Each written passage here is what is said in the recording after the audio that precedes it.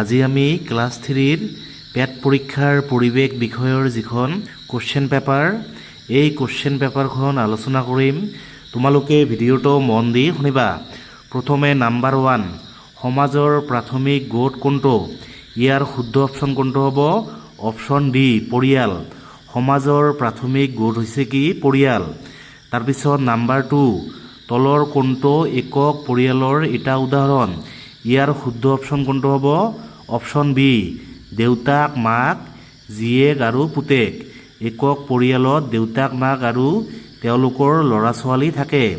তাৰপিছত নাম্বাৰ 3 ওপৰৰ ছবিখন কোন ধৰ্মাৱলম্বী লোকৰ উপাসনাৰ স্থান? ইয়াৰ শুদ্ধ অপশ্যন কোনটো হ'ব? অপশ্যন চি খ্ৰীষ্টান।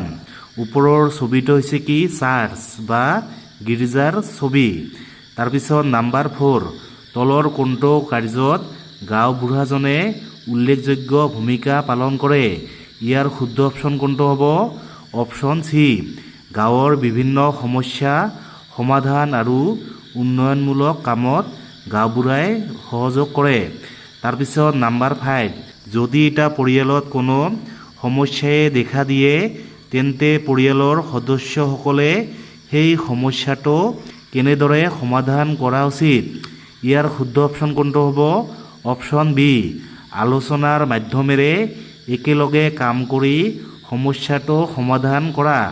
তাৰপিছত নাম্বাৰ 6 মানসে তেওঁৰ মাক দেউতাক ককাক আইতাক খুৰাক খুৰীয়েক পত্নী আৰু খুৰাকৰ ছোৱালী ৰীমাৰ সৈতে এটা যৌথ পৰিয়ালত বাস কৰে। তেওঁৰ পৰিয়ালটো প্ৰতিনিধিত্ব কৰিবলৈ সঠিক পৰিয়াল বৃক্ষটো বাছি উলিওৱা।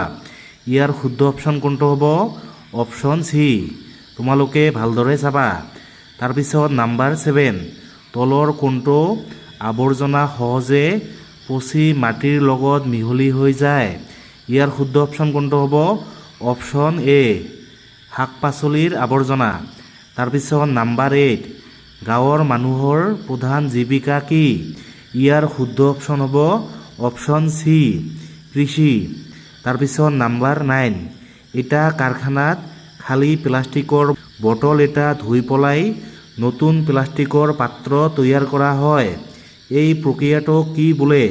ইয়াৰ শুদ্ধ অপশ্যন কোনটো হ'ব? অপশ্যন বি পুনৰ ব্যৱহাৰ। তাৰপিছত নাম্বাৰ 10 তোমাৰ মায়ে বিদ্যালয়ত খাবলৈ তোমাক এটা কল দিছে। কলটো খাই শেষ কৰি বাকলিটো কোন ৰঙৰ ডাষ্টবিনত পেলাবা?